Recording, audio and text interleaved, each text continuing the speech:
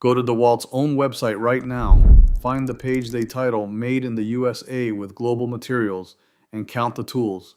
6 products: a hole saw kit, a set of reciprocating saw blades, a wood chisel, a toolbox, a contractor chest, and a mobile storage unit. Not one drill, not one saw, not one impact driver. But the flagship drill kits carry a Mexico origin label.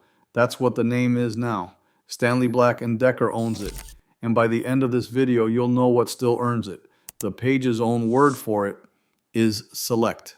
Select products are made in the USA with global materials. Select is doing the work in that sentence.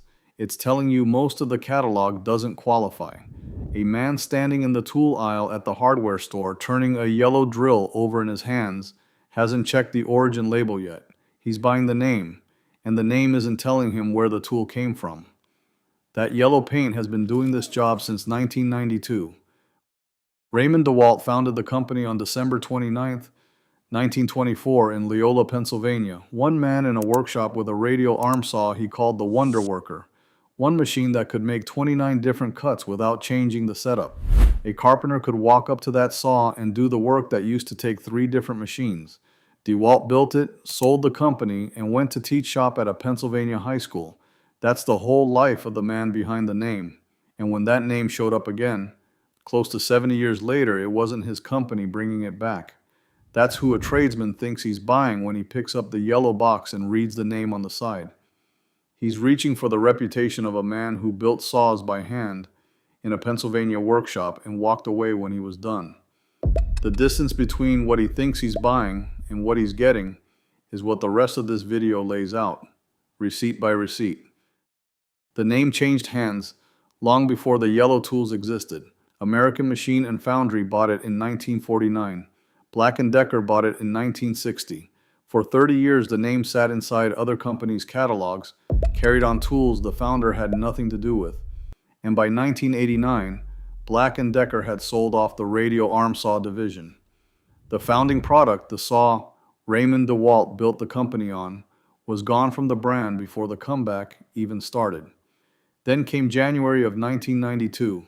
The Baltimore Sun reported what happened next. Black & Decker took the dormant DeWalt name, painted 33 tools yellow, and relaunched them for professional contractors. The tools were rebadged versions of Black & Decker's existing consumer lines, built in the same plants off the same production lines. A Black & Decker executive told The Sun the name was, in his words, almost mystical. 7 in 10 tradesmen recognized it, and 9 in 10 of those liked what they remembered. Think about what that means. A tradesman walks into a supply house in 1992 and sees a yellow drill display for the first time. He recognizes the name from his father's shop, picks up the drill, reads DeWalt on the housing, and feels like he's buying something with that Pennsylvania workshop behind it. What he doesn't know is the tool in his hand was a Black & Decker consumer drill with a new coat of yellow paint, and a name from a brand that hadn't built a tool in years. The strategy was the same concept Honda used with Acura. Put a premium name on a market you can't win under your own. Company histories put Black & Decker's professional share, going from under 10% to over 40% in about 4 years. Revenue from under $30 million to over $500 million in 5. 4 years to go from a brand tradesman wouldn't touch to the yellow drill on every job site in the country. The biggest tool comeback anyone remembers was a marketing relaunch. The name carried tools it didn't build. That was 34 years ago. The man at the supply house who picked up that first yellow drill is in his 50s now. He's bought DeWalt his whole career. His son is buying them too. Somewhere along the way, the tools behind the name started coming from somewhere else. Nobody put up a notice. The drills just started shipping from different factories in different countries, and the yellow badge stayed on the box while everything behind it changed. Look at where those tools come from today.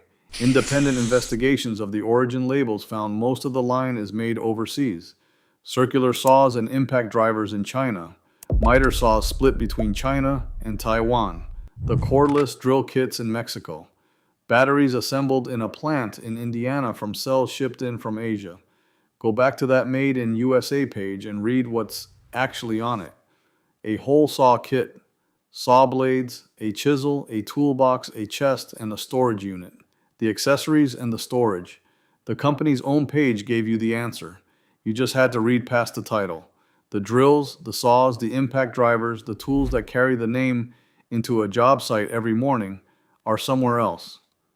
What stayed home was the name on the box. The tools moved out, and they tried to bring it back. Stanley Black and Decker built a factory in Fort Mill, South Carolina, in 2017 to make DeWalt cordless tools in America.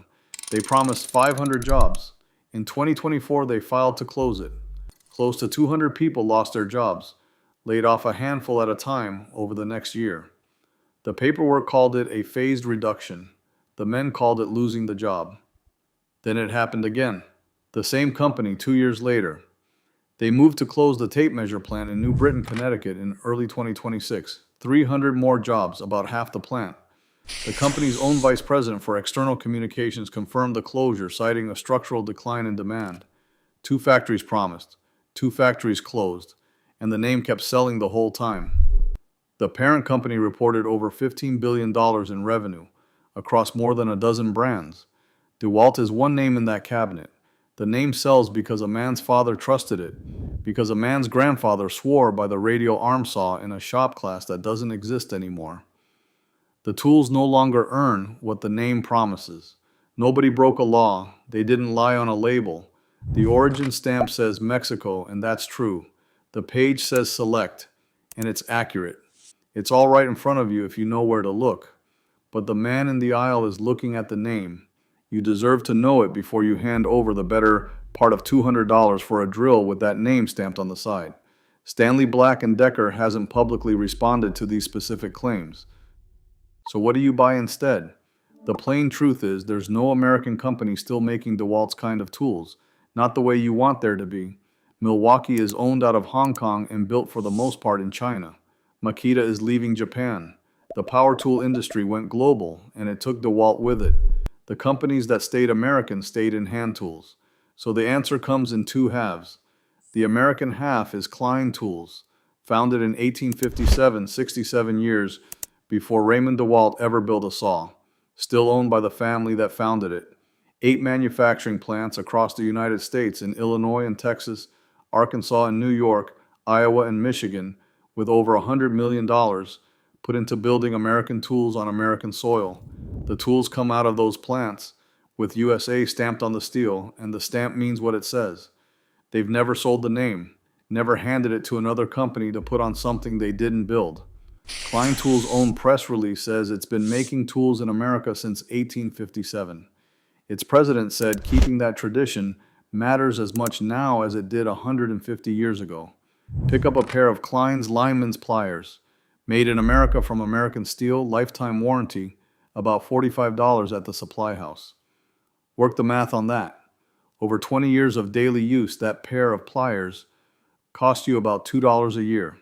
$2 a year for a tool made by a family that's been at it since before the Civil War. That's what it looks like when a company earns the name on the handle. Klein makes hand tools, not power tools. And that honest limit is the story itself. The companies that stayed American stayed in hand tools, because the power tool industry went global a long time ago. Nobody makes a professional grade cordless drill in America anymore. So if you want the power tool half of the answer, you have to leave the country. Festool was founded in 1925, 1 year after DeWalt in Germany. It's still run by the 3rd generation of the family that started it, with the founder's granddaughter chairing the board. Festool's own company page says about 80% of its tools are still made in Germany. The company has been building tools there for 100 years, and the family that started it is still running it. Its warranty, in its own terms, covers the wear parts, not just the motor and the housing, but the brushes, the bearings, and the seals, the pieces that wear out first when you use a tool the way it was meant to be used. And Festool guarantees parts to fix the tool for 10 years, and covers the shipping both ways when it makes the repair. Pick a yellow drill off the shelf at the hardware store and read the warranty card. Look for the wear parts clause. It won't be there. A Festool cordless drill runs about $300 for the tool alone. Over that 10-year window, that's about $30 a year. Festool is not American, and it is not cheap. But it proves that what DeWalt used to be is still possible. A family still at the helm, tools still built where the company started, a warranty that covers the parts that wear out. In another country, with a family that didn't sell the name, one honest exception. If you own a shelf of 20-volt DeWalt batteries, the platform is huge, the tools are everywhere, and staying in is cheaper than switching. That's a real reason to buy the next yellow tool, but that's also the reason the name still works. Not because the tool earns it, but because the batteries lock you in. You buy the next yellow drill because the batteries fit, and the name rides on top of that decision. Every battery you add to the shelf makes the next yellow tool cheaper to justify and harder to walk away from. The yellow on the shelf is a badge on a global supply chain. If you want a hand tool that earns the name on the handle, buy Klein. If you want a drill built by a family that still makes its own, look at Festool. You already felt it. The new one felt lighter in your hand. Something was off and you told yourself you were imagining it. You weren't imagining it. You were right. The receipts were on DeWalt's own website the whole time. Before you pay for any tool, do the 10-second thing. Go to the Maker's Made in USA page and see if the tool you want is on it. If it's not, you're paying for the name.